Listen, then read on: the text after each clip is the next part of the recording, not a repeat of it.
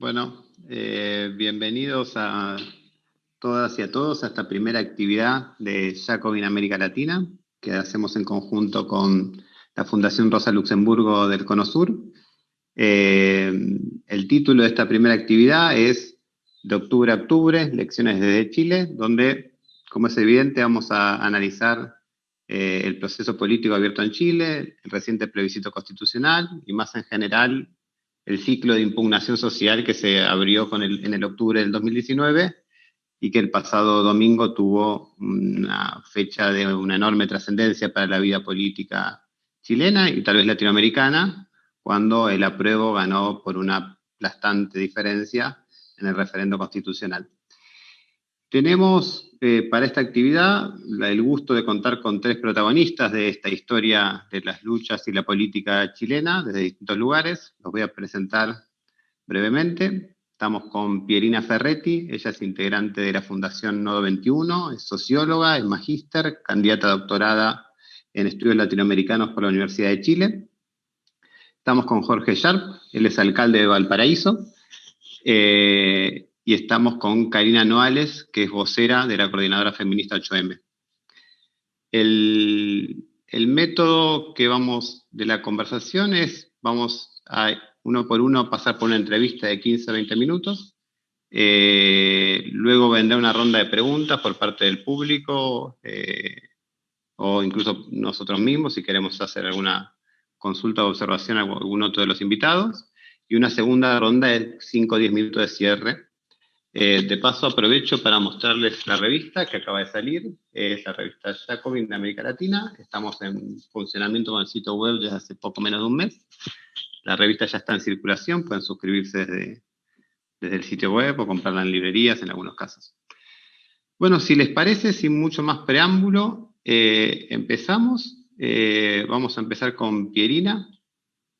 Me parece que la pregunta inicial evidente es ¿cuál es la valoración que haces de los resultados del plebiscito del domingo pasado, que dieron victoria del apruebo y victoria de la Convención Constitucional, pero en relación con el proceso en su conjunto, ¿no? Con el proceso que empezó en octubre del 2019, del cual es un resultado este plebiscito. Entonces, una pregunta sobre una primera valoración sobre estos eventos. Perfecto. En primer lugar, muchísimas gracias a Jacobin América Latina y saludar también la aparición de esta revista que nos va a ayudar a articularnos a las izquierdas del continente, a conversar, a dialogar, y también a la Fundación Rosa Luxemburgo, que apoya estas y otras iniciativas que también han fortalecido nuestros trabajos y nuestras articulaciones, ¿ya?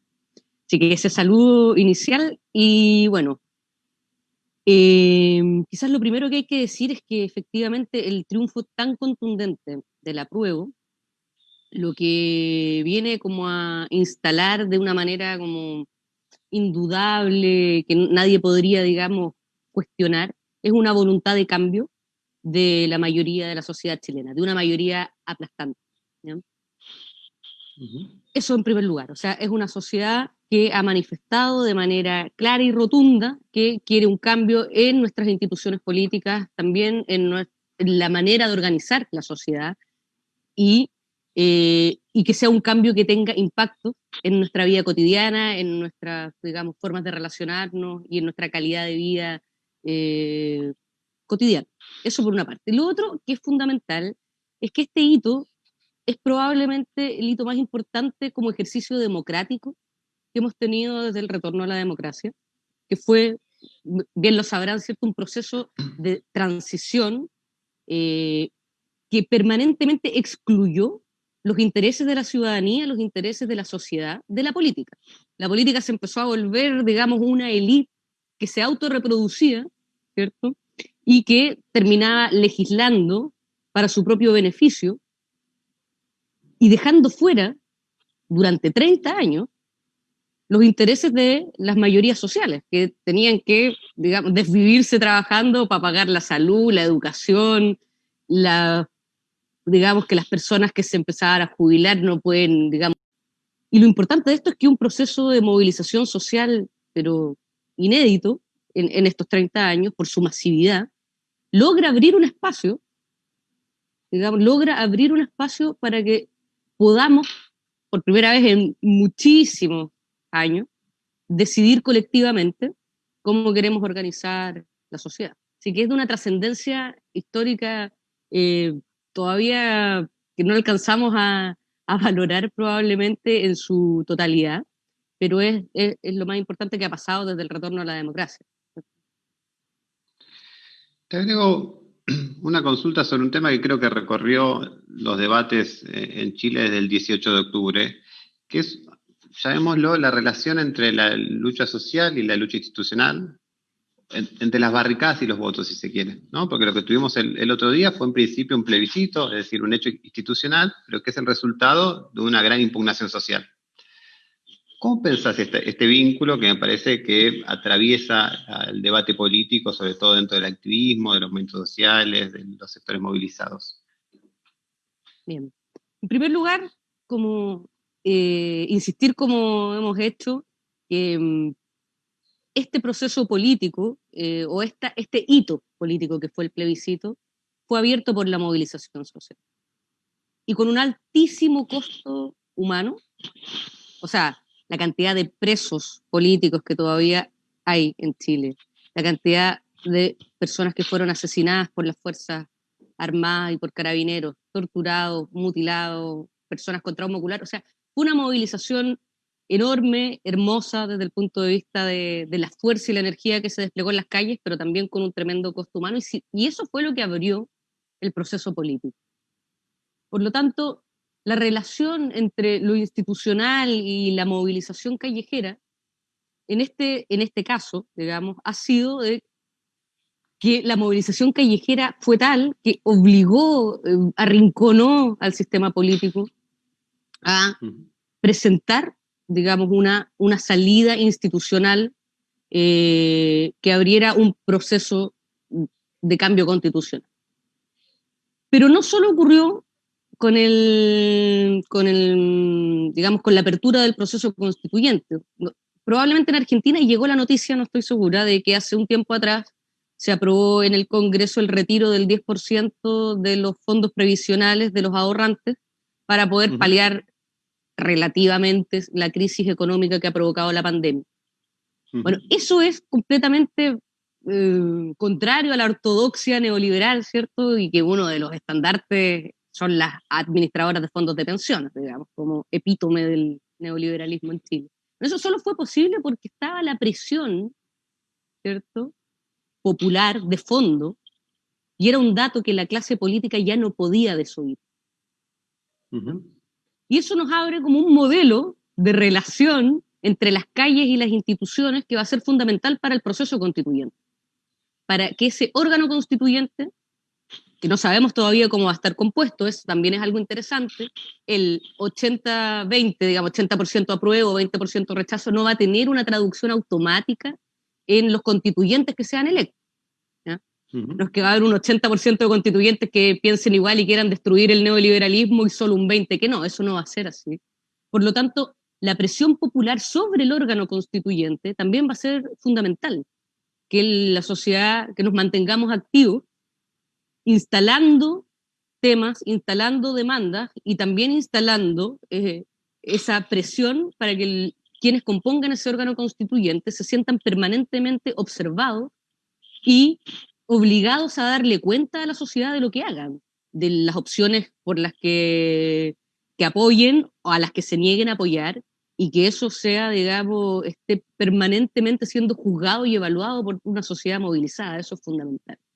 Pero creo que este proceso ha mostrado esa posibilidad siempre tensa entre la lucha callejera y la necesidad de ir como instalando y afirmando institucionalmente ciertos avances, pero que siempre va a ser tenso, pero que es necesario también, en este caso, con la cuestión constituyente, constitucionalizar la salida del neoliberalismo en Chile. Te agrego una pregunta vinculada a esta relación entre movilización social e instituciones, pero más específica. Yo tengo una gran incertidumbre sobre en qué situación está la vieja clase política. Y no solo la derecha, sino el conjunto de los partidos que han administrado la transición democrática neoliberal, digámoslo así. Los partidos de la vieja concertación y tal. Eh, no sé si hay elementos para verificarlo, no ha habido elecciones que pusieran a prueba su fidelidad electoral, pero si pudiéramos aproximar alguna hipótesis sobre cuál es el papel de estos partidos, cómo están siendo vistos por la población, por los sectores movilizados, en qué situación están. ¿Cómo ves te diría, la vieja clase política e incluiría eso los nuevos emergentes políticos, como por ejemplo el Frente Amplio? Eh, Creo que el resultado del plebiscito da una clara señal respecto a lo que tú preguntas, Martín. O sea, ganó también con un 80%, cercano a un 80%, la convención constitucional, que indica, ¿cierto?, que todos los constituyentes tienen que ser electos para la, para la convención, y no compuesta por parlamentarios y mitad parlamentarios, mitad electos. ¿Ya? Además tenemos otros datos que han circulado mucho, que el Congreso cuenta con un 2 o un 3% de aprobación. O sea, la clase política tradicional, incluyendo a los partidos emergentes, está en una crisis terminal, digamos, en el sentido de que así como están los partidos y las instituciones políticas de este país, la distancia es tal y la desconfianza es tal con la ciudadanía y con la gente de a pie, que solo en este momento generan desconfianza, rechazo y distancia, ¿no? Uh-huh. Y eso se ha demostrado en las elecciones, en la baja participación electoral, en la aprobación mínima, y casi inexistente que tienen estas instituciones. Y eso es, digamos, una llamada de atención, una alerta que las fuerzas conservadoras de los partidos se resisten a escuchar. Por ejemplo, ya estamos viendo postularse para constituyentes a personas, hombres y mujeres, ¿cierto?, que han sido pero emblemas de la vieja clase política que se ha resistido a todos los cambios y a todas las transformaciones durante 30 años y que han sido pilares de la consolidación del neoliberalismo post-Pinochet, y siguen pensando que se pueden presentar como candidatos a la convención constituyente. Uh-huh. Entonces eso nos habla que hay una parte de esa clase política que no entendió, pero o no quiere entender, o están dando manotazos de abogados para no perder los privilegios que tienen y el protagonismo que quieren tener en esta historia que ellos no abrieron, sino que están tratando de, digamos, robarse el proceso constituyente. Y en eso probablemente van a fracasar estrepitosamente, porque la gente no quiere saber nada con ellos, digamos. Pero por otro lado tenemos, y esa desconfianza de la política afecta, por supuesto, que también al Frente Amplio, ¿cierto? Por más de que algunos representantes y algunas representantes del Frente Amplio cuenten con más aprobación de parte de la ciudadanía que el conjunto de la política, pero en su conjunto el sistema político está tremendamente deslegitimado. Y eso se reflejó en las elecciones. Por ejemplo, la aparición del Frente Amplio en la elección presidencial pasada no provocó una masiva asistencia y una participación masiva en el proceso electoral. Siguió votando más o menos la misma gente que votaba siempre, o sea, eso hay que decirlo. A las mayorías sociales en Chile no hay un sector político que las represente y que las convoque, ni de izquierda, ni de derecha, ni de centroizquierda. Muchas cosas, las cosas más importantes que han pasado en este siglo han pasado por fuera del sistema político y no ha sido canalizado tampoco por el sistema político. Pero ¿qué es lo que podrían hacer y que debieran hacer los partidos de centro izquierda y los partidos de nueva izquierda o de izquierda emergente? Es abrirse completamente a la expresión y a los representantes y las representantes de la sociedad organizada. No tratar ni intentar monopolizar el proceso constituyente, sino que poner al servicio del movimiento, de sus diversas expresiones y de sus heterogéneas expresiones, sus espacios. Está todavía en discusión si cuánta facilidad o dificultad va a haber para la presentación de listas independientes. Ese debate todavía está allí, digamos, no está zanjado, así como tampoco está zanjado los cupos para pueblos originarios, ¿cierto? Pero una vez que esa discusión, digamos, llegue a una decisión y sean estas las formas de presentarse a la Asamblea Constituyente, los partidos políticos, la centroizquierda, debiera humildemente recibir esta señal potente que ha dado a la sociedad y abrir sus espacios a dirigentes y dirigentes sociales, ambientalistas, feministas, de derechos humanos, de la lucha por la educación, de la lucha de las diversidades sexuales. En este país sobran las y los dirigentes sociales, las personas que han construido movimiento social. Llevamos años, digamos, de luchas sociales, así que gente no es que falte para, para encabezar y representar sectores sociales, intereses sociales del pueblo en este proceso. Los partidos debieran estar a disposición de eso, y si no, la cuenta que nos va a llegar va a ser enorme, digamos, de mayor distancia, mayor desconfianza, y, y tener partidos así no tiene ningún sentido. Tengo una última pregunta, al menos de esta primera ronda, en torno al papel del feminismo en todo este proceso. Es decir, es evidente que en Chile, bueno, a nivel internacional vivimos una irrupción explosiva, una nueva ola del movimiento feminista, y Chile ha sido uno de los epicentros, tal vez de los más importantes seguro. Y ha cumplido un papel muy importante previo a la revuelta, durante la revuelta, y quería saber cómo ves vos hoy el papel o el protagonismo que puede tener el feminismo en todo este proceso constituyente, y más en general el proceso de cambio político y social que se puede abrir en Chile. Claro, probablemente el feminismo sea el movimiento, la corriente eh, o la sensibilidad social más importante de este ciclo de movilización. Eh, Efectivamente, esto viene de antes del estallido social. Ustedes recordaron, bueno, aquí está Karina que también puede hablar largamente de eso, pero antes del estallido, la movilización más grande que había habido en este país había sido el 8 de marzo del 2019, que ya fue una cuestión impresionante. Y el 8 de marzo de este año de 2020 fue también una expresión. Creo que hay una cuestión que es súper como importante, es que más allá de los sectores organizados, militantes y activistas del feminismo, que son una parte del movimiento feminista y es la parte como el corazón más activo que organiza, que convoca, donde está la coordinadora feminista 8 de marzo, pero donde también están compañeras que vienen desde, bueno, desde los 80, pero también desde los 90 y toda la transición, digamos, haciendo trabajo social y político. Y está ese sector, digamos, organizado, consciente, con programa, con protagonismo. No olvidemos que si esta convención constitucional va a ser paritaria, fue porque el movimiento feminista machacó, la peleó, la peleó, la peleó, hasta que se logró, digamos, la aprobación de esta composición paritaria del órgano constituyente. Si no hubiera sido por la lucha, digamos, del movimiento feminista, eso no hubiera ocurrido, ¿ya? Pero está esta parte organizada y activa, pero también en este momento el feminismo es como una sensibilidad difusa en la que muchas mujeres y disidencias sexuales, incluso sectores sociales más amplios, se empiezan a identificar, empiezan a, digamos, encontrar en la palabra feminismo, en el ideario feminista, un espacio, un nombre para sus anhelos de vidas libres de violencia, de una vida más justa, de una sociedad más justa.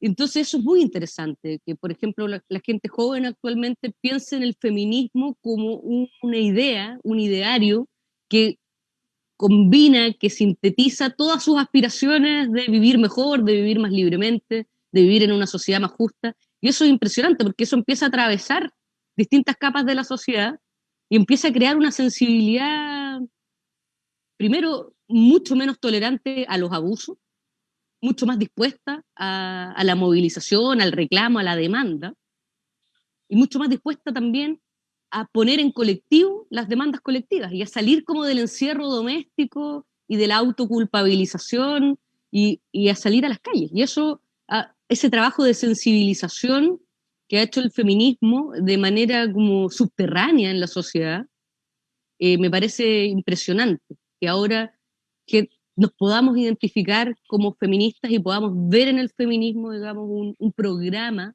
de emancipación social. Eso es, digamos, un hecho de este ciclo de movilización que lo hace distinto a los demás y que también hace que pueda tener una profundidad enorme de transformación. Bueno, Pirina, muchas gracias, muy interesante. Martín, Te pedimos que te quedes porque claro. después tendremos una segunda ronda. Aprovecho para recordar, estamos en la primera actividad de Jacobin América Latina, que realizamos en conjunto con la Fundación Rosa Luxemburgo del Cono Sur. Yo creo que no me presenté, soy Martín Mosquera, participante de la redacción de Jacobin. Bueno, ahora vamos a pasar a nuestro segundo invitado, que es Jorge Sharp. Él es alcalde de Valparaíso. Te pedimos que te desmutes, muy bien. Bueno, te agradecemos la participación en esta actividad. Y la primera pregunta, creo que es la evidente, es una primera aproximación, una primera valoración de estos acontecimientos, del plebiscito y los resultados del domingo pasado, y más en general del proceso político que viene viviendo Chile, sobre todo de octubre del 2019.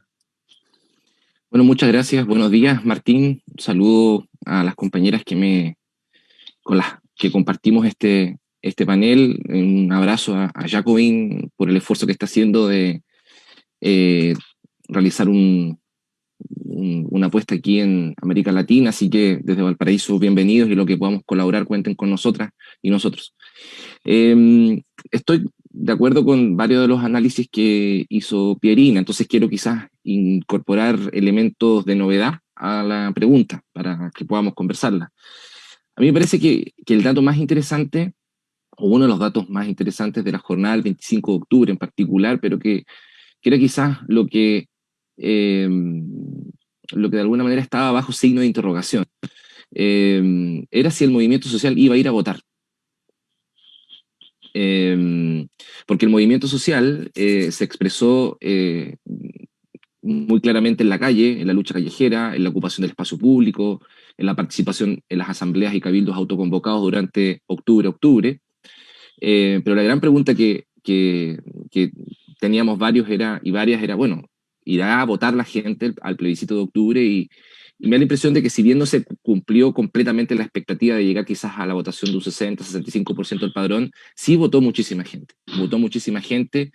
Y por tanto, eso a mí me lleva a afirmar que este movimiento social es un movimiento social que no solamente se expresa en la calle, sino que también se expresa a través de actos electorales, como en este caso el plebiscito. Que eso se mantenga o no en el tiempo va a depender de lo que suceda de ahora más, del ciclo que se abre desde el 25 de octubre. Creo que es muy interesante también que caracterizar esta movilización electoral, ¿no? Se produce una movilización electoral, principalmente los porcentajes de mayor alza en la votación se producen en las comunas de clase media baja o derechamente populares. Se crime esta idea de no son 30 años, eran 3 comunas, ¿no? A propósito de la votación por el rechazo que se concentra en Vitacura, Lo Barnechea y Las Condes, pero por ejemplo, si tú revisas la votación de la comuna de Viña del Mar tiene 5 circunscripciones, y una de sus circunscripciones, que es Reñaca Abajo, votó también rechazo. Entonces yo creo que si se hace un análisis más fino, vas a encontrar de que los territorios donde han vivido los sectores acomodados de este país, la élite económica y política, el voto rechazo o gana o derechamente es mayor que el promedio nacional. Comunas populares como las de Santiago y también las de la quinta región, por ejemplo, San Antonio, Valparaíso, tuvieron un aumento significativo. Nosotros aumentamos, por ejemplo, la participación en casi un 9% respecto a la última elección presidencial. Votaron más de 28.000 personas en Valparaíso. Entonces, creo que ahí hay a mi juicio, un elemento sumamente relevante, ¿no? Y eso genera, creo yo, un escenario de más desorden, de más incertidumbre, de más poner en cuestión un poco, como decía Pierina, lo que hace la política. O sea, yo digo, la gente marca un camino de cambio. Difuso, contradictorio, sin todavía constituir eso un espíritu constituyente, más, el malestar que hay en Chile es más destituyente que constituyente, aún, ¿no? La pregunta es si la política va a estar a la altura de eso. Porque tenemos en Chile un sistema político que, más allá del esfuerzo que puedan hacer fuerzas políticas contadas con los dedos de esta mano, es un sistema político profundamente oligárquico, profundamente oligárquico. Entonces, creo que se abre ahí una pregunta sumamente interesante respecto a lo que viene en el proceso. O sea, la gente dijo, queremos ser protagonistas, queremos participar, queremos incidir, queremos construir esta historia, queremos hacer nuestra constitución, no la hagan ustedes. Creo que el escenario para adelante adquiere mayores características de incertidumbre y de apertura, creo yo, de lo que existía antes del 25 de octubre. Me interesaría, vos marcás algo interesante que es el dato que es evidente, que todos conocemos, que aumentó el porcentaje de electores, de gente que se movilizó a votar. Pero además que esta alza en la votación involucra a los sectores que estuvieron más claramente involucrados con la movilización. Es decir, marca un contenido de clase muy, muy fuerte, esta idea de 3 comunas son las que votaron por el rechazo, y posiblemente también en componentes juveniles, ¿no? Es decir, puede estar en curso un cambio en la demografía electoral que, si lo sumamos a otros datos. Entonces, mi pregunta es, vamos hacia varios episodios electorales, de ahora en más, en abril va a ser la elección de convencionales, pero también la elección de municipales, y si no me equivoco, de gobernadores, donde tal vez esta fuerza propulsiva de mayor movilización electoral con un componente más importante de sectores vinculados a los movimientos sociales siga estando presente, y donde se arrastra un descrédito de la clase política de los partidos tradicionales muy grande. ¿Qué podemos esperar de la combinación de estos elementos? ¿No se puede pensar un impacto drástico en el sistema político?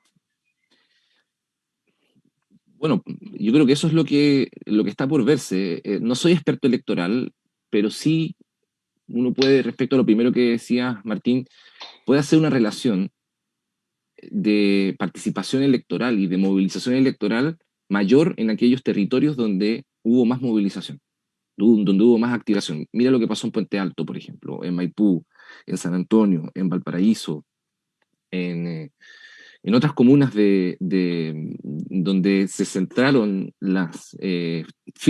territorialmente, me refiero, ¿no? Las movilizaciones, desde donde vivían los sectores en los cuales protagonizaron esta movilización.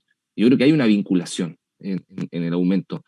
No te voy a poner otro ejemplo. En Providencia votó menos gente que la elección presidencial, por ejemplo. Votaron 3.000 personas menos que en la elección presidencial. Entonces, bueno, se pueden hacer hartos cruces para intentar explicar qué es lo que está pasando. Yo te decía, para intentar responder ahora como la pregunta, Chile es un país bien peculiar, porque Chile es un país que tiene un sistema e instituciones profundamente oligárquicas. Entonces, se da la siguiente paradoja. Mientras menos gente participa en el sistema político, mejor funciona. Mientras más gente participa, peor funciona. Se paraliza y entra en conflicto, que es lo que está pasando hoy día. O sea, tenemos el sistema político que tenemos es el mismo que tenemos desde los 80 y los 90, ¿no? La misma constitución, el mismo Congreso. Lo único que cambió, por ejemplo, es el sistema electoral, que permitió la irrupción de ciertos actores políticos, actorías políticas, y le dio más diversidad al Congreso. Pero la institucionalidad y el sistema político es más o menos el mismo desde... ¿Y qué es lo que fue pasando? Lo que fue pasando es que, al ser un sistema político profundamente oligárquico y, por tanto, elitista, lo que se fue produciendo es el profundo divorcio con la sociedad, con los movimientos sociales, con las actorías que hoy día claman por ser escuchadas y incidir. Entonces, yo tengo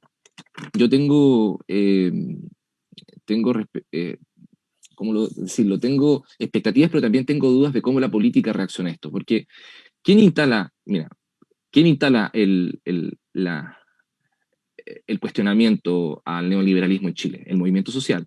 No fue el sistema político, fue el movimiento social. Se instala la crisis. Luego el sistema político lo que hace es procesar eso en un acuerdo, en noviembre. Y de ese acuerdo surge este proceso, ¿no? En términos... pero ya estamos viendo a la luz de los resultados del 25 de octubre, que ese acuerdo quedó angosto, quedó chico, porque la gente ya observa que el acuerdo no va a permitir, eh, por ejemplo, abordar cosas tan importantes como que la mayoría no es mayoría, porque hay un quórum de 2/3 que supone el quórum para llegar a acuerdo y por tanto la posibilidad que el tercio, que pueda ser electo en términos conservadores y oligárquicos, se oponga a todos los cambios que se puedan suscitar en la Convención Constitucional. O la discusión que hay sobre la participación de pueblos originarios, que aún no se resuelve, que está avanzando y eso es muy bueno. O la participación de los listas de independientes, ¿no?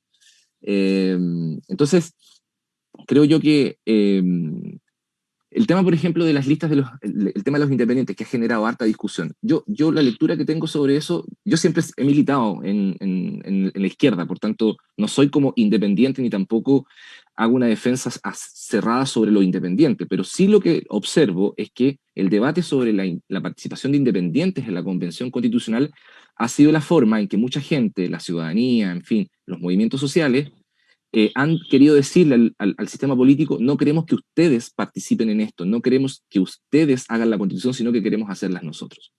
Entonces, se ha planteado la necesidad de generar más condiciones para que los movimientos sociales puedan participar en listas de independientes. Que los partidos abran sus cupos, fantástico, eso es positivo. Pero yo creo que el movimiento social lo que está queriendo decir de alguna manera es: nosotros vamos a evaluar si es que le damos espacio a los partidos políticos, no los partidos políticos si es que nosotros vamos no es que los partidos políticos a nosotros nos van a dar cupo, yo creo que el sentido es inverso. Y yo creo que hay fuerzas, como las fuerzas de cambio de Chile, no tienen por qué sentirse agredidas.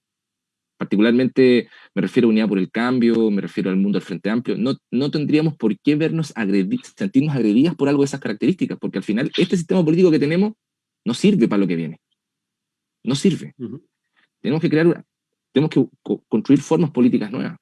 Entonces, nosotros, por ejemplo, desde Valparaíso tenemos una propuesta respecto a cómo podría ser una participación de independientes en igualdad de condiciones a los partidos políticos, diciendo o planteando de que todos los que quieran ser candidatos a la Convención Constitucional tengan que juntar firmas, no solamente los independientes, que también los militantes de los partidos políticos, si quieren llevar candidaturas, bueno, que vayan a inscribir, que vayan a la calle y inscriban a sus militantes también de la misma forma, de tal manera de que se pueda validar de alguna manera ese proceso, ¿no? Entonces, bueno, hay harto, creo, paño que cortar, y creo que a la luz del 25 de octubre termino, todos los acuerdos que se han ido suscribiendo están siendo revisados, la participación de los pueblos originarios, la participación de los independientes, por ejemplo, establecer la posibilidad de plebiscitos programáticos en el marco de la Convención Constitucional, para poder evitar el veto del tercio conservador de este país, ¿no? Por ejemplo, para consagrar derechos sociales o la plurinacionalidad del Estado, etc. Te llevo a otro tema vinculado a lo mismo, ¿no? Pero vos ocupás un papel particular, que es que sos alcalde de una de las ciudades más importantes de Chile. ¿Cómo pensás la vinculación, digámosle, entre el municipalismo o experiencias municipales como las que vos llevas adelante y el proceso constituyente, o más en general con el proceso político de cambio que está abierto o está en disputa en Chile? ¿Cómo valorarías eso? Bueno, es interesante la pregunta, Martín, porque precisamente un componente importante de la movilización de los octubres tiene que ver con la cuestión o con las dinámicas territoriales. Y en el territorio, el Estado, la institucionalidad o el tipo de gobierno más próximo que tiene la gente son las municipalidades. Y bueno, en el marco también de la crisis sanitaria, el rol de las municipalidades ha sido relevado, ¿no? Ante cuestiones tan importantes como la atención de la salud o la alimentación. Nosotros en la alcaldía de Valparaíso pensamos que las municipalidades no pueden restarse, o los gobiernos locales no pueden restarse a este proceso. O sea, este es un proceso de la sociedad entera, ¿no? Y es un proceso que no solamente tiene que ver con un órgano constituyente. O sea, no es que la convención ahora se va a juntar y ellos van a hacer la constitución y después nos vamos a nosotros a enterar 2 años después de lo que suceda. No, creo que tenemos que romper con esa lógica de tensión que existe entre la democracia participativa y la democracia representativa que puede replicarse en la convención constitucional. Y ahí creo que el territorio y en particular los gobiernos locales pueden jugar un rol relevante. O sea, nosotros pensamos que desde la lógica territorial se deben construir espacios de participación constituyente que permitan ir definiendo elementos programáticos, espacios en los cuales, por ejemplo, los convencionales que se elijan vayan a rendir cuentas. Por ejemplo, en el distrito X se elige un convencional. Ese convencional, ¿dónde va a rendir cuentas de sus opiniones, de sus posiciones, de cómo vota? ¿En qué lugar? ¿En qué espacio?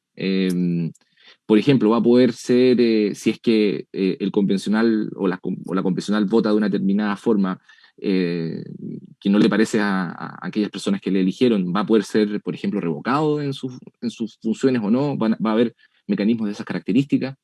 Entonces creo que ahí los gobiernos locales pueden jugar un rol. Nosotros, por ejemplo, en Valparaíso, esta semana anunciamos que le íbamos a proponer a las comunidades organizadas, a los movimientos territoriales, a las juntas de vecinos de nuestro territorio, la convocatoria de un cabildo constituyente comunal, o una asamblea constituyente comunal, como le queramos llamar, que permita ir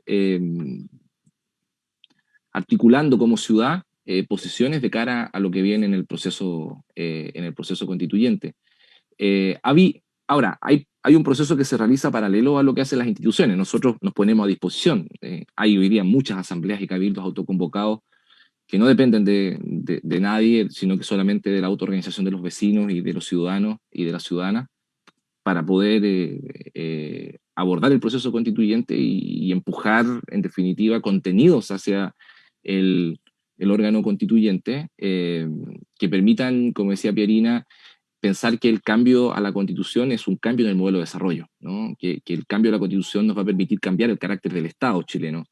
Un Estado patriarcal, extractivista, no social, centralista, extremadamente, en definitiva, alejado también de los ciudadanos y las ciudadanas. Entonces, pienso que los gobiernos locales tienen un rol. Y nosotros vemos nuestra práctica, o sea, la Alcaldía de Zona de Valparaíso es ciudadana porque busca empujar la participación y el protagonismo de la comunidad en la toma de decisiones, tanto de las dinámicas locales como también de las dinámicas nacionales, y nosotros ahí como municipalidad hemos hecho varias cosas que expresan esa voluntad. Vamos a seguir en ese mismo camino. Y ahora tenemos un mandato constituyente. ¿Qué mejor momento? Bien. Te hago una última pregunta de esta primera ronda, un poco en la dirección inversa. Recién comentabas cómo pensabas que la Municipalidad de Valparaíso, la Alcaldía de Valparaíso, los procesos más municipales podían integrarse en el proceso más nacional. Ahora te pregunto por tu ubicación en los debates políticos nacionales. Vos llegaste a la Alcaldía de Valparaíso como parte del Frente Amplio, y luego hubo tensiones, bueno, todos conocemos más o menos los debates en torno al acuerdo con Piñera que da lugar a este plebiscito. ¿Cómo ves, un poco, te diría, un balance del Frente Amplio, de tu experiencia ahí o tu relación con esa experiencia, y la posibilidad de irrupción, o cuál es el futuro y la perspectiva de la irrupción de nuevas fuerzas políticas a nivel nacional? ¿Cómo ves ese asunto? Bien, voy a abordar la pregunta desde la perspectiva de lo que considero que debiese pasar en cuanto a cómo se ordena el campo político de las fuerzas de cambio en Chile.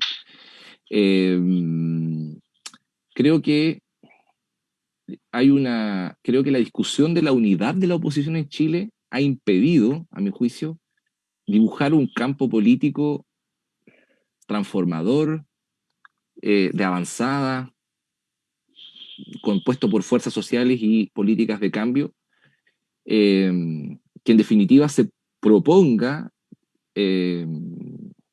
construir a partir de los octubres un proyecto de nueva sociedad, de nuevo Estado en Chile, que tenga expresión tanto en la movilización social como en las dinámicas electorales y en particular en la disputa del gobierno nacional. Yo soy de la idea de que incluso más ahora que la concertación decidió seguir siendo concertación, a partir de los acuerdos electorales que llegaron de cara a lo que viene, ese campo tiene que organizarse, y en ese campo está el Frente Amplio, está Unidad por el Cambio, donde está el Partido Comunista, están los grupos que fueron parte de los distintos comandos, está el Partido Humanista, está el Partido Igualdad, y hay una pluralidad de fuerzas sociales, críticas al Acuerdo de Noviembre, menos críticas al Acuerdo de Noviembre, que deberían tener en este esquema, en este nuevo campo que se dibuje, un rol central. Entonces, por ejemplo, si tú analizas este debate en el Frente Amplio, hay un sector del Frente Amplio que insiste, por ejemplo, en acercarse al centro político, ¿no? Hay un sector del Frente Amplio que con la idea de formemos como listas únicas de constituyentes. Formemos listas únicas de constituyentes. Formar una lista única constituyente puede ser quizás en cierto sentido interesante, pero creo yo que ya incluso la democracia cristiana te dijo que no quería hacer eso. Entonces, insistir en esa idea creo que expresa, a mi juicio, que hay dentro del Frente Amplio un debate estratégico de hacia dónde tiene que avanzar el Frente Amplio, mientras hay otros actores del Frente Amplio que están por una posición un tanto distinta. Entonces, más allá de las diferencias puntuales, creo que hay que tratar de situar el debate en la cuestión política. Y hoy día nos jugamos demasiado, a mi juicio, demasiado como para poder seguir en la misma dinámica de diferencias que teníamos antes. Tenemos que ir más allá, tenemos que ser audaces. O sea, lo que espera el movimiento social de aquellos grupos que cumplen un rol de dirección en la sociedad es que tengan la capacidad de, frente al camino nuevo que se instaló, hacer algo distinto. O sea, si ya lo que estamos haciendo no sirve, o no sirve completamente, ok, no hay que desecharlo completamente, nunca nada hay que desecharlo completamente, pero para la nueva época que se abre en Chile hay que hacer cosas distintas. Entonces, y lo digo ¿por qué? Por una cuestión mucho más profunda, mucha más, y con esto termino, mucho más interesante que lo que está teniendo lugar. Lo que creo que también lentamente ha ido pasando en Chile es que la élite, la clase dirigencial que ha dirigido los destinos de este país por 30, 40 años, 50 años, desde el 70 para acá, desde el golpe de Estado para acá, no está generando adhesión en la gente. No está generando sus ideas de derecho, de democracia, de ciudad, sus ideas en definitiva de Estado, no están convocando a nadie, o están convocando a muchas menos personas. Y qué mejor ejemplo que el plebiscito del 25 de octubre para dar cuenta de aquello. O sea, los tipos que viven en los territorios donde vive la élite votaron todos rechazo. Todos los que no estamos ahí votamos a prueba. Hicieron una campaña diciendo de que se podía seguir construyendo un mejor país sin querer cambiar la Constitución. O sea, sus ideas no permearon a los sectores populares, a los sectores medios, a los que se movilizan. Intentaron, si tú revisas la franja electoral, yo la miré poquito, pero intentaron interpretar a los que marcharon incluso. Intentaron hacer eso. No pudieron. Entonces, hay un fenómeno más interesante, más profundo que está teniendo lugar en nuestro país. Entonces, bueno, frente a ese fenómeno, bueno, que vamos a seguir haciendo lo mismo. Yo creo que tenemos que dar un paso adelante. Y creo que podemos ser mayoría. Creo que podemos ser muchos más que la Concertación y que la derecha. Estoy completamente convencido de eso. Porque además ellos representan los 30 años que la gente dijo nomás. Entonces, al menos en esas claves nosotros nos estamos tratando de mover desde esta experiencia que se llama Alcaldía Ciudadana de Valparaíso. Bueno, muchas gracias, Jorge. Ahora también te pido que te quedes, están llegando preguntas, así que vamos a tener varias preguntas para una segunda ronda. Ahora pasamos a nuestra tercera participante, que es Karina Noales.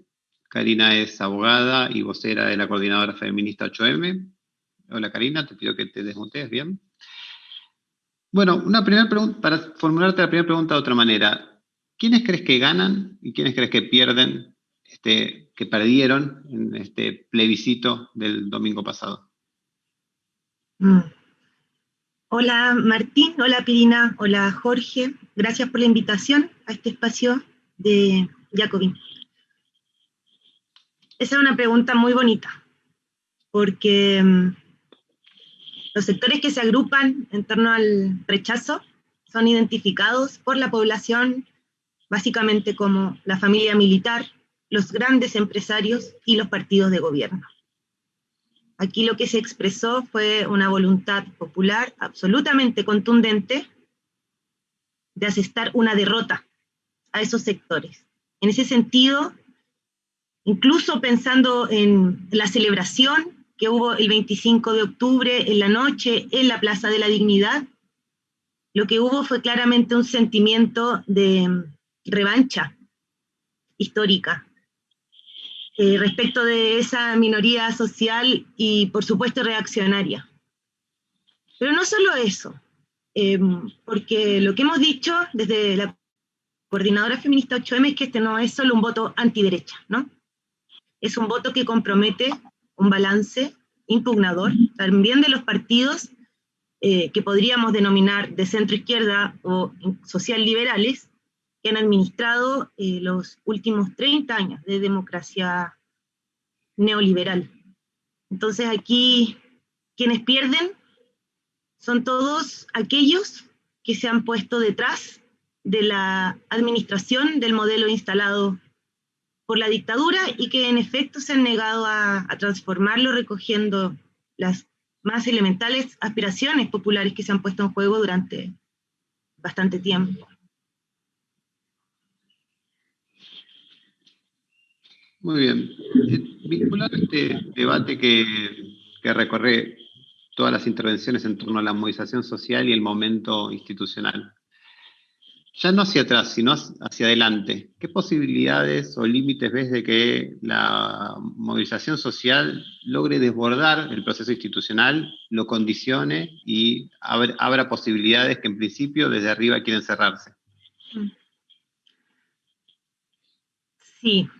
Bueno, lo primero es que efectivamente hubo un momento, que es el momento en que se firma el Acuerdo por la Paz Social y la nueva Constitución, en que la expectativa que está depositada ahí por los sectores que lo suscriben es lograr cerrar, ¿no?, lo que se ha abierto el 18 de octubre. Y este cierre transcurre por dos caminos, o al menos ese es el espíritu del acuerdo.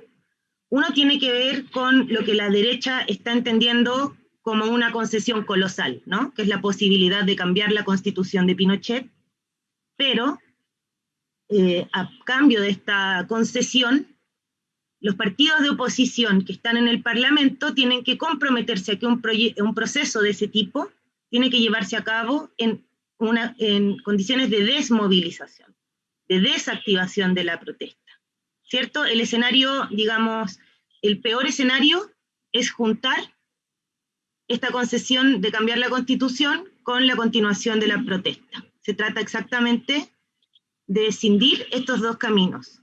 Y para eso, sectores amplios de la oposición se comprometen con la agenda represiva, que efectivamente se aprueba al mes siguiente de la firma del acuerdo, ¿no? Ese es el cierre por arriba.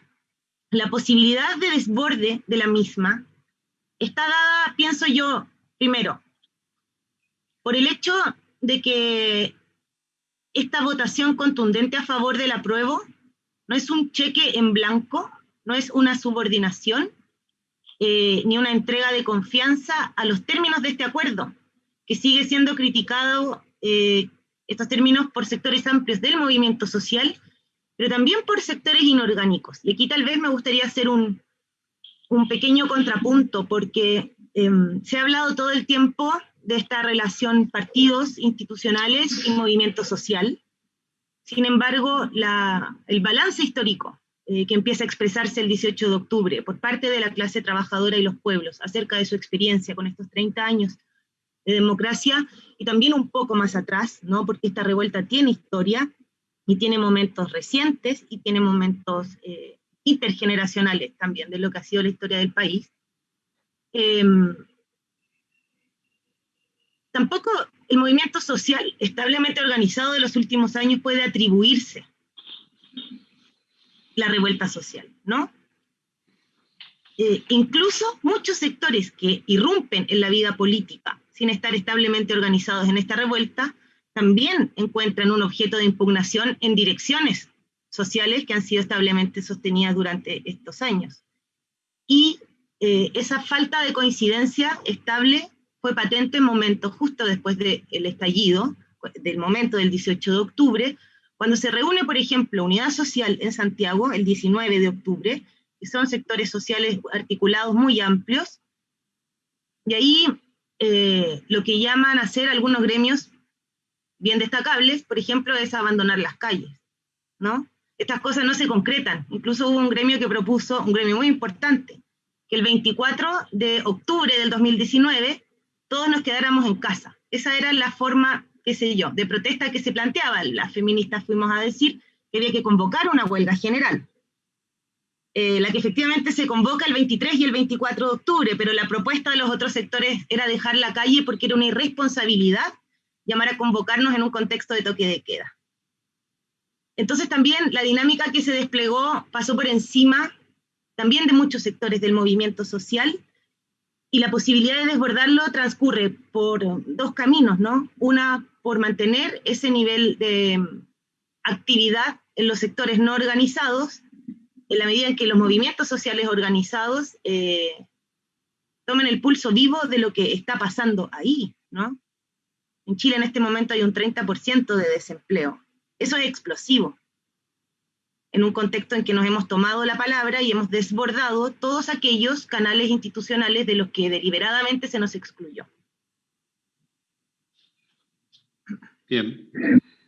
Te agrego una pregunta en torno a, bueno, alguna mención ya hiciste, lo mismo, ya lo conversamos con Pierina, el papel o la centralidad del movimiento feminista en todo este proceso. Más en general el proceso abierto el 18 de octubre, o antes, porque el 18M, que da el nombre de la coordinadora, fue anterior, y de ahora en adelante. Entre otras cosas, teniendo en cuenta que el organismo que ahora va a reformar la Constitución es el primer organismo paritario de esta, creo que en la historia, ¿no? Así que, ¿cómo ves esta cuestión? Bueno, el movimiento feminista ha sido o como lo entendemos nosotras, es una forma de acción política de la clase trabajadora en este periodo. Y así se ha expresado a nivel internacional. Esa potencia es la que constituye, la que se contagia a Chile, ¿no? Y provoca esta emergencia también de una fuerza feminista a nivel de masa. Uno de los primeros hitos es el Ni Una Menos, el 2016, que viene de Argentina, que genera un nivel de debate en torno al abordaje del problema de la violencia machista y patriarcal, que es lo primero que se pone al centro, ¿no? Como contenido de este movimiento de irrupción feminista de masa, y la forma de procesarla, ¿no? Y ahí se produce una pequeña diferencia entre sectores feministas, ¿no? Una de sostener la clave de la denuncia y agitación de los casos generalmente más brutales de violencia, que por supuesto es algo que no se puede soltar, pero también la posibilidad de leer qué es aquello que debe ser radicalmente transformado para que estas formas de violencia dejen de reproducirse cotidianamente.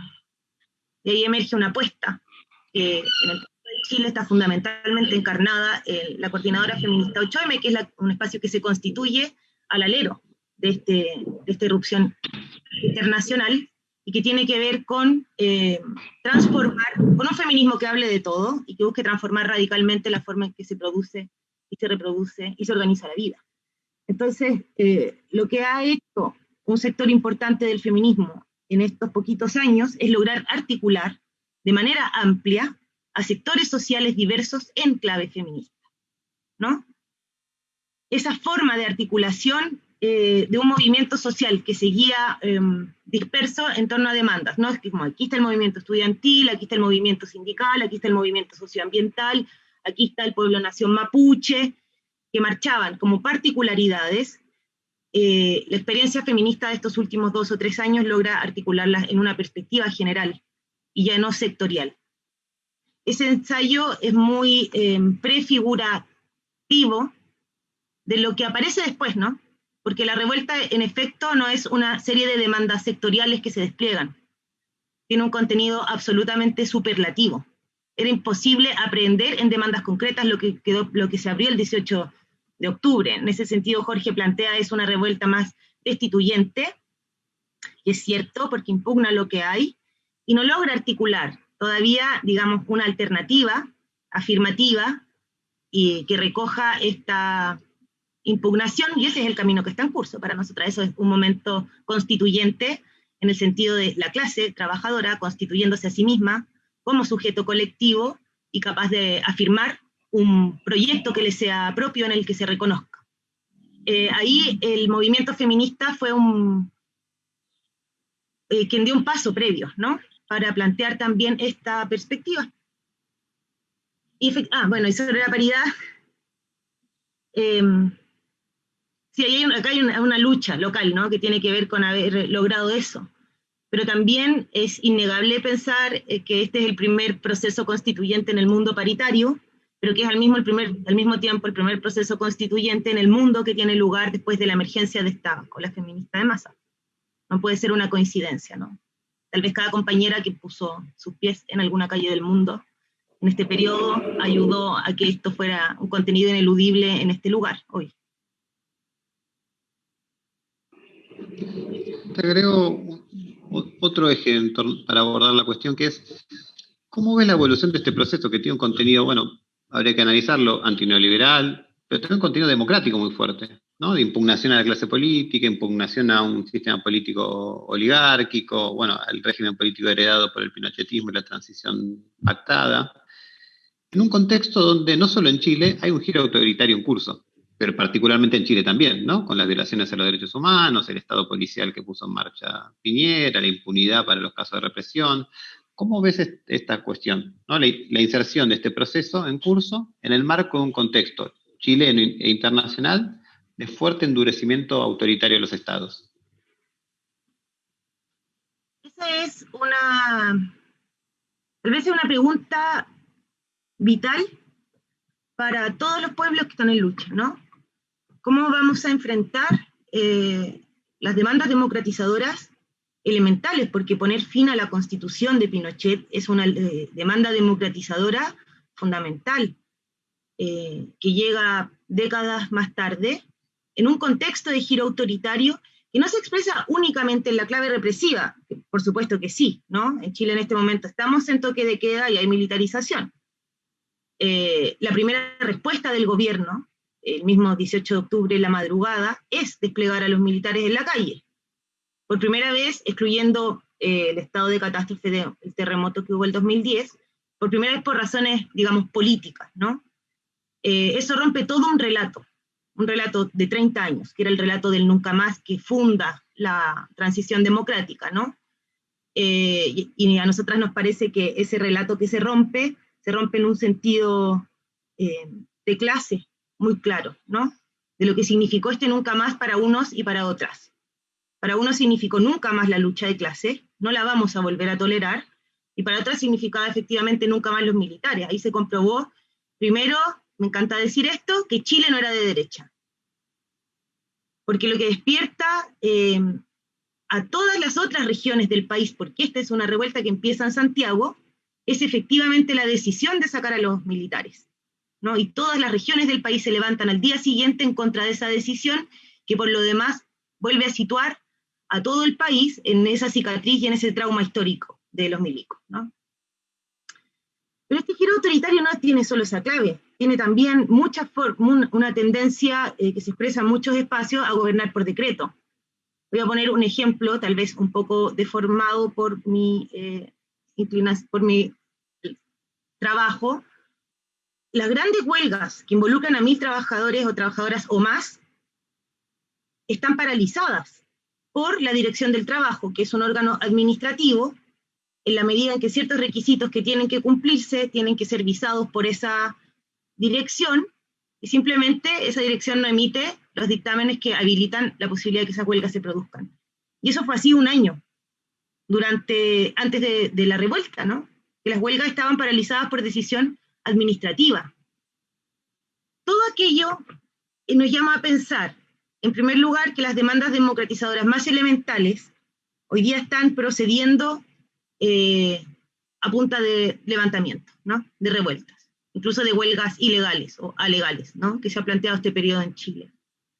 Y que va a ser necesario reunir en clave programática, eso es un desafío para los pueblos que estamos luchando, no solo lo que entendemos como derechos sociales y esa reivindicación, sino también la transformación radical de la forma en que se entiende la democracia y desde dónde y hasta dónde ella llega, ¿no? Cómo pensar la reorganización del Estado, pensar también que la respuesta va a seguir siendo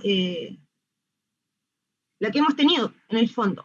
Prepararnos para luchar, y para luchar de una manera terriblemente enconada, porque aquí los sectores que son dueños del país no van a soltar de ninguna manera ninguno de los derechos que estamos demandando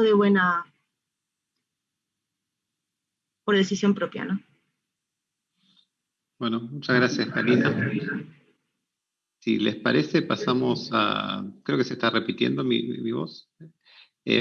Pasamos a la segunda fase. Voy a leer algunas preguntas que llegan del público y hacemos una segunda ronda de intervención donde invertimos el orden, así no repetimos.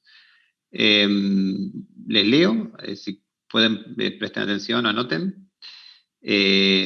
No son tan pocas, así que vamos a ver si se pueden recoger o responder en el tiempo que nos queda. Una primera pregunta que hace Paco es: ¿cómo están preparándose para lidiar con la oposición por parte de Washington, es decir, de los Estados Unidos, a todo este proceso en curso? Segunda pregunta que hace Manuel es: ¿cuál creen que es la importancia de los medios independientes, populares y autogestivos para la construcción de las narrativas de transformación social en Chile y Latinoamérica? Una tercera pregunta que hace Florencia es: teniendo en cuenta esta crisis de representación de los partidos, tanto de derecha como de izquierda, de la que habla Pierina, ¿cómo se afronta la etapa totalmente propositiva que se abre ahora? Creo que el plebiscito fue una señal potente sobre lo que no quiere la sociedad chilena, pero ¿cómo se encara ahora el debate sobre lo que sí quiere? Una cuarta pregunta de Iván: ¿cuál es la demografía de las movilizaciones de todo este año? ¿Quiénes constituyen una mayoría? ¿Estudiantes secundarios, por ejemplo? ¿Cómo inciden los trabajadores a grandes rasgos si lo hacen? ¿Cómo lo procesan los distintos sectores de trabajadores en general? Una última pregunta es: hemos leído mucho en estos días que el plebiscito del 25 fue un logro de la lucha popular que se inició el 18 de octubre. Pero esta etapa de enormes movilizaciones tampoco salió de la nada, más allá de la gota que colmó el vaso de los 30 pesos. ¿Qué hitos podrían mencionarse como antecedentes a este proceso 2019-2020 y cómo se articulan con este último ciclo de movilizaciones? Yo agrego dos preguntas, no sé si estoy saturando la capacidad de respuesta de nuestros participantes, pero agrego y ustedes eligen o ven como... Una pregunta sobre la cuestión, el debate sobre la forma partido. Es evidente que en este proceso abierto hay una gran impugnación a la partidocracia tradicional, que en general lleva a una crítica a los partidos en general, digámoslo así, a la forma partido, que es un viejo debate, y que si recorremos los últimos ciclos de movilización internacional, los indignados en España, el ciclo de luchas en Grecia, Occupy Wall Street, ha sido un rasgo común, ¿no? Movilizaciones más bien, como digámosle, ciudadanas, transversales, con una gran impugnación a los partidos en general, que en general aquellas personas tienen en mente los partidos tradicionales, pero que se hace extensiva a la forma partido en general. Y ahí me surgen dos preguntas. Una es: ¿hasta qué punto esta impugnación a la forma partido como tal no renuncia a la necesidad de construir instrumentos políticos propios de las clases populares?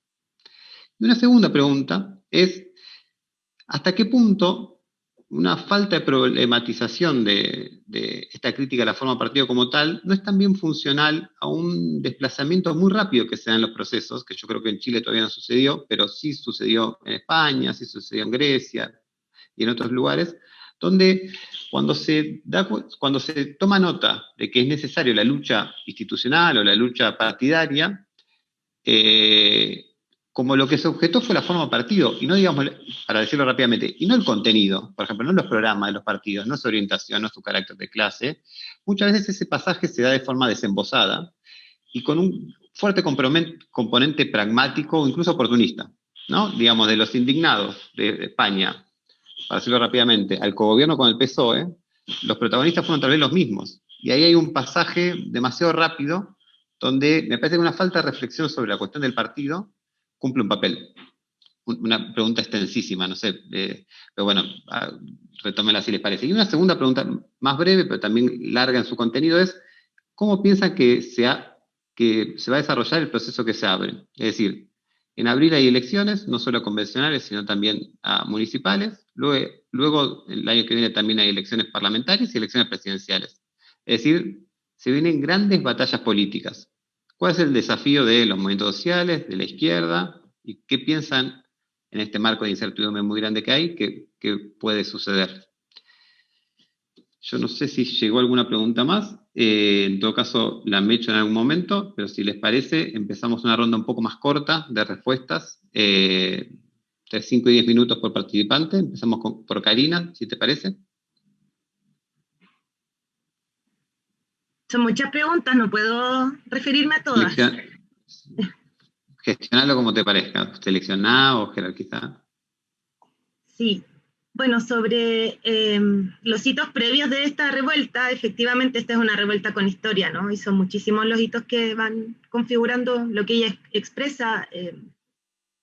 El año 1997 emerge con mucha fuerza la reivindicación territorial mapuche, ¿no? A través de la CAM, la Coordinadora Arauco-Mayeco, que es el sector, digamos, más radical, que efectivamente comienza un proceso de recuperación de los territorios usurpados por grandes empresas extractivistas y que sufren una terrible represión. Ese es un momento muy, muy importante. Luego tenemos el 2005 las grandes huelgas de los trabajadores subcontratados del cobre, los sectores externalizados que efectivamente sostienen una lucha hasta el 2007 que logran un acuerdo marco, una suerte de convenio colectivo de condiciones laborales comunes de los sectores externalizados más precarizados y que fueron luchas muy radicales y combativas. Y luego ya tenemos la emergencia del movimiento secundario, ¿no? El 2006, después el 2011 con fuerza y el 2018 en clave feminista, pero entre medio tenemos dos grandes paros portuarios, también de sectores que, de acuerdo a la ley chilena, no podían ejercer la huelga de manera legal de la forma que la ejercieron, que fue por rama, ¿no? Tenemos en 2016 la emergencia de No Más AFP, que es un movimiento de masa enorme, que lucha contra el sistema privado de pensiones que existe en Chile, y el 2016 también, /18, el movimiento feminista como un movimiento de masa. Es posible que se me puedan estar olvidando algunas cosas, pero de todas maneras lo que está ahí es un programa también que está expresado y que está configurado hace bastante tiempo y que, por cierto, nada de eso ha obtenido una respuesta en términos de políticas. Ahora, me quiero referir a lo de la forma partido. En este momento, este antipartidismo, que se extiende no siempre a los partidos que han administrado estos 30 años, sino en general a la forma partido, está expresando todavía un contenido impugnador progresivo, en este momento, ¿no? Sin embargo, los sectores que erigen el discurso antipartido, y de hecho que hablan contra los políticos, son los sectores de la extrema derecha neofascista que han emergido en Chile en estos años, y que por lo demás, en contexto de pandemia, hicieron sus primeros intentos de desplegar acciones de masa, digamos, de hacerse de una base social, ¿no? Y estas acciones fueron en clave racista, en Gualmapu, territorio ancestral mapuche, en contra de quienes se movilizaban en apoyo y solidaridad a la huelga de hambre de los presos políticos mapuche. Eso es algo inédito, o sea, en las últimas décadas nunca habíamos visto desplegarse a ese nivel de acción directa a sectores de este tipo. Por lo tanto, lo que hoy aparece relativamente dentro del marco de impugnación progresiva que ha planteado los sectores populares, mañana puede ser efectivamente capitalizado, no es descartable, por el discurso que erigen estos sectores de extrema derecha, y eso es tremendamente peligroso. Y eso es tremendamente peligroso. Aquí lo que está en juego, en buena medida, es la expectativa de los sectores que han administrado la transición democrática, incluida la concertación, de rehacerse de una base social al alero de este proceso constituyente, ¿no? Incluso toda la negociación, digamos, de cupos para el movimiento social dentro de sus listas, también contiene esta reconexión. Me parece indeseable que eso suceda. Esto lo digo a título personal. Creo que es importante evitar que de este proceso resulte una rehecha base social para los sectores que no representan efectivamente los intereses ni de clase, ni las aspiraciones democráticas mínimas de quienes han protagonizado la revuelta, y que lo que está pasando en estas jornadas es la posibilidad de que la clase trabajadora se dote de sus propias direcciones. Hay sectores políticos, ¿no? Porque la clase obrera en Chile transcurrió todo el siglo XX representada por sus partidos. Unos dirán si eran más reformistas o eran menos reformistas, pero eran sus partidos, y eran partidos propios, eran partidos de la clase trabajadora y no eran partidos de la burguesía. Esos partidos como tal, el Partido Socialista no existe, ¿no? Se tornó un partido social liberal, y el Partido Comunista sigue existiendo, y de hecho, en mi opinión, es el Partido Comunista, dije, sí, que tiene más base social real, o inserción en la clase trabajadora y en sectores amplios de las luchas que están expresadas en este tiempo, pero de manera muy débil y también muy crítica, ¿no? Conduce la principal central sindical, es la CUT, que de hecho ha tenido una actuación bastante marginal en todos estos hechos tan trascendentes. Entonces, ese es uno de los desafíos que está por delante, la posibilidad de que el pueblo pueda constituir sus propias direcciones políticas de las que carece. Ahí.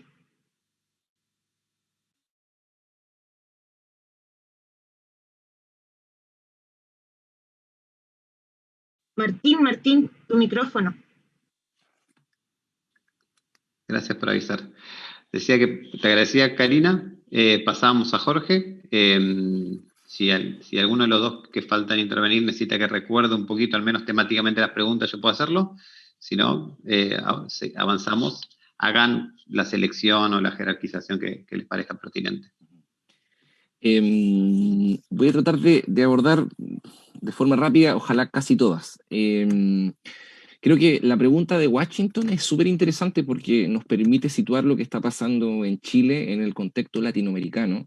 Me da la impresión que luego de lo que se llamó la década dorada, ¿no? El péndulo se corre hacia la derecha y pareciera ser que el péndulo vuelve a moverse hacia el otro lado, ¿no?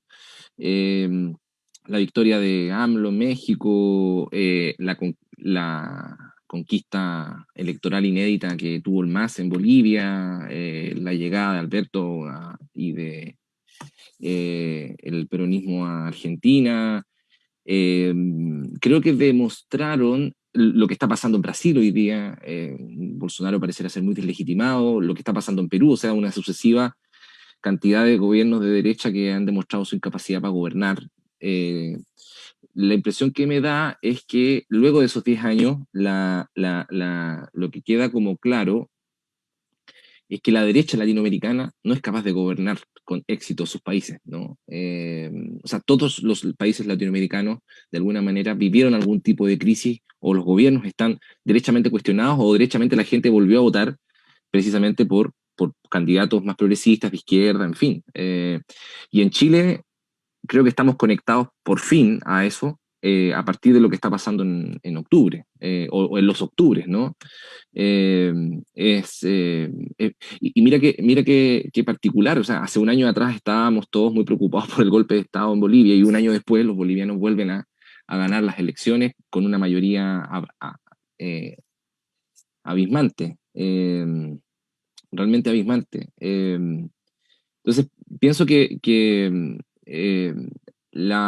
si algo en los últimos, si algo interesante se puede recoger del periodo llamado de la década dorada, es precisamente la capacidad que fueron teniendo ciertas expresiones de gobierno, ciertos proyectos políticos, de poder generar puntos de articulación, puntos de unión, precisamente entre distintos proyectos para poder enfrentar precisamente la hegemonía de Washington. De alguna manera, ese proceso lo que hizo fue simplemente reconocer algo que los pueblos en los distintos países de Latinoamérica habían estado haciendo durante muchos años, y que seguimos haciendo permanentemente. Entonces, me parece que es bien interesante lo que está teniendo lugar en Latinoamérica, y me parece que lo que pasa en Chile no está desconectado de lo que está pasando en otros países. Eso es lo primero. Lo segundo, alguien preguntaba por ahí cómo pasar de lo destituyente, cómo pasamos de lo destituyente a lo que queremos o a lo constituyente. Ese es creo que va a ser un proceso que no va a ser automático, que no va a ser inmediato, como decía Karina. Lo que yo creo que es importante es que las fuerzas políticas de cambio tengamos claro cuál es la estrategia que vamos a ocupar para poder empujar ese proceso. Y nosotros pensamos que esa estrategia debe ser radical o profundamente democrática. Es decir, la única manera de permitir que todo este malestar se constituya en una fuerza organizada, una fuerza que, como decía Karina, toma conciencia de sí, empuja un programa, constituye liderazgos, se dota de formas de organización, participa en procesos electorales, es a través de una política democrática, de una estrategia radicalmente democrática. Y eso se está jugando hoy día, eso se está jugando hoy día en el proceso constituyente, en el cual nuestra posición tiene que ser más bien a la apertura del proceso constituyente, a cuestionar los límites de ese acuerdo, a poder llevar el proceso constituyente más allá, y ahí hay un sinnúmero de propuestas que existen y que ojalá se puedan concretar. Tiene que ver con no renunciar a la construcción del territorio. Es decir, el proceso constituyente se viabilizó en concreto por la acumulación de luchas, sin duda, pero también por la irrupción de un conjunto de iniciativas que se produjeron en la calle, en los territorios, que fueron viabilizando lo que posteriormente se manifestó como acuerdo. Entonces, y ahí las fuerzas políticas de cambio tienen que orientar su militancia y su intervención a hacerse parte de esos procesos. Militar en el territorio, hacerse parte de los movimientos sociales. Y ahí hay un problema, porque efectivamente cuando tú estás en las instituciones, cuando tú llegas a las instituciones, muchas veces tus mejores cuadros, tus mejores capacidades se van a las instituciones y dejas y abandonas derechamente la lucha territorial o la lucha social, que es lo que le pasó a muchas experiencias latinoamericanas, lo que le pasó a los brasileros, lo que le pasó a Venezuela, lo que le pasó incluso quizás a Bolivia. Entonces, bueno, tenemos creo que por dónde aprender, ¿no? Hay otra cosa que me parece, y es lo último que quería compartir, que tiene que ver con la pregunta de forma partido. Pienso que hay algo que no podemos hacer, que es caer en la forma partido, la discusión sobre la forma partido lleva peligrosamente, como decía Karina, a la discusión de la antipolítica, ¿no? Y eso inmediatamente es pasto seco, como decimos en Chile, precisamente para los grupos a los que hace referencia a ella. Por eso es muy relevante el cómo se lleve la discusión sobre la cuestión de los independientes, o de la lista de los independientes, porque la gente que hoy día está empujando eso, la gente que está empujando, es gente que está todo en el campo de las fuerzas de cambio, principalmente. Entonces, si los partidos tienen una reacción, diríamos, que no, que suponga de alguna manera entender que esto es como una especie de ataque a los partidos y como a la militancia, que supone una persona que milita es una persona comprometida con el cambio, no tengo ninguna duda, pero si lo ves como un ataque y no lees lo que te está queriendo decir la gente y el movimiento social, vamos a generar serios problemas, y ese distanciamiento que se está construyendo o que se está produciendo se va a seguir agravando, y eso genera espacio para los Bolsonaro, eso genera espacio para los Trump, para esa gente que son genocidas, gente que está enferma, gente que está loca, o sea, gente que en definitiva o sea, miren lo que pasó en Estados Unidos, la Sociedad de la Ciencia, creo yo, en Estados Unidos, que nunca había marcado una posición por un candidato presidencial, tuvo que llamar a votar por Biden porque Trump gobernaba sin base científica el coronavirus. O sea, imagínense al punto que tuvieron que llegar. Yo no creo que haya gente de izquierda ahí, pero no creo que sea una organización revolucionaria, pero podemos llegar a eso. O sea, podemos llegar a eso, y estamos más cerca de lo que creemos. O sea, mira lo que está pasando también en España con este grupo de gente vociferante que es Vox. O sea, va a ir muy de la mano en cómo se lleva este debate, la forma en que las fuerzas políticas de cambio nos tomemos y asumamos ese debate. estamos en un momento muy, muy delicado en ese sentido. Y lo último, termino, un reconocimiento también, se preguntaba sobre el rol de los medios de independientes. Gracias a los medios de independientes, gracias a los medios independientes en Chile se ha podido democratizar el acceso a la información, se ha podido democratizar la forma en que se expresan las noticias, la forma en que se cuenta la realidad. O sea, y esos medios independientes han tenido la capacidad para utilizar los instrumentos que hoy día la tecnología entrega precisamente para poder hacerle ver a la ciudadanía lo que los medios tradicionales no han querido hacer. O sea, en el último episodio de violencia estatal que supuso este empujón que le hace un carabinero, un policía a un joven en el Pío IX, fueron los medios independientes, fueron los medios que no están en la lógica duopólica los que develaron lo que estaba teniendo lugar. Y de hecho, los medios tradicionales lo que hicieron fue medio artificialmente jugar con las cámaras de seguridad que habían para poder decirle a la gente que no había sido un empujón, que el chico se había caído. O sea, a ese nivel llegan. A ese nivel llegan. Entonces, creo que el rol que cumplan es, el rol que están cumpliendo y que pueden seguir cumpliendo, creo que es fundamental. Así que aprovecho también a hacer un reconocimiento a todos esos periodistas, reporteros o actores que se organizan en función de informar. Creo que es fundamental para una democracia verdadera la labor que realiza. Bueno, gracias, Jorge. Bueno, para cerrar la jornada, Pirina, si querés hacer uso de tus minutos para las respuestas. Sí, por supuesto.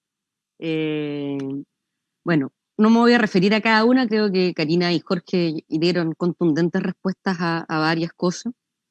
Me gustaría sí referirme al tema de la crítica a los partidos, del apoliticismo, para complementar las respuestas que han dado Karina y Jorge. Yo creo que este momento al que hemos llegado, donde podemos encontrar digamos, en distintos sectores sociales un discurso, yo no tengo nada que ver con los políticos, odio a los políticos, yo no soy político, cosas así, no proviene de la nada, proviene de ya varias décadas de abandono, ¿cierto?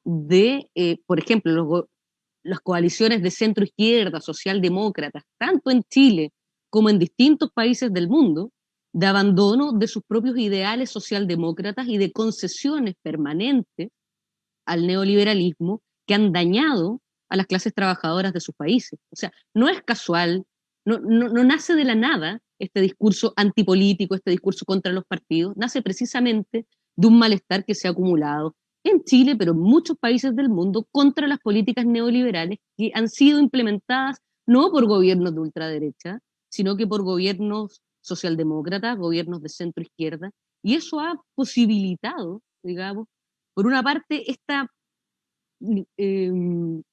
separación cada vez mayor, ¿cierto? Y esta distancia cada vez mayor de las clases trabajadoras con los partidos que tradicionalmente en el siglo XX representaron sus intereses, que se ha hecho extensivo a la política en general. Entonces creo que esta cuestión hay que tomársela en serio. En Chile lo vemos muy claramente, digamos, o sea, una persona común y corriente, ¿qué diferencia sustantiva va a haber entre la concertación y la derecha cuando durante estos 30, 40 años se la han tenido que rascar con sus propias uñas para poder sobrevivir, a punta de endeudamiento, de sobretrabajo, de explotación, de depresión, etcétera?